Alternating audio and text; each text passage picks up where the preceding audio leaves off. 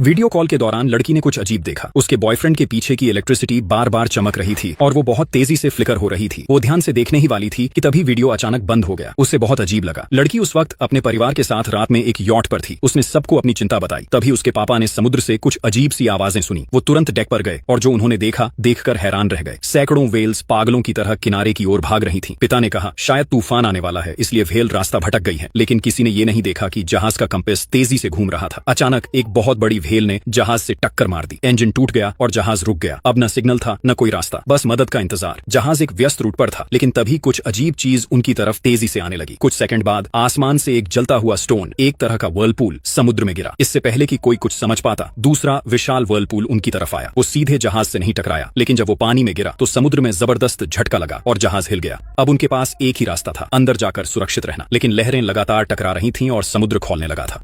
सबने जल्दी से लाइफ जैकेट्स पहनी और जिंदा रहने की उम्मीद में बैठ गए। प्रकृति का गुस्सा भयानक था। 2 दिन बाद जब तूफान थमा तो परिवार बाहर निकला, लेकिन जो नजारा सामने था वो और भी डरावना था। समुद्र पूरी तरह गायब हो चुका था। चारों तरफ सिर्फ सूखी जमीन थी।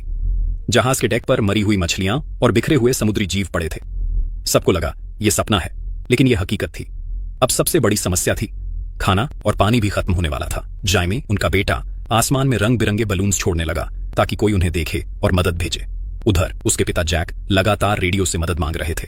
आखिरकार उन्होंने किसी से संपर्क किया।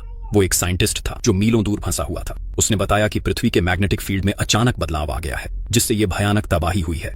इसका असर पूरे संसार पर पड़ा है और इसी वजह से समुद्र गायब हो गया है। वैज्ञानिक ने चेतावनी दी, 7 दिनों में पृथ्वी का मैग्नेटिक फील्ड फिर से सामान्य हो जाएगा। तब पानी वापस गिरेगा और समुद्र फिर भर जाएगा।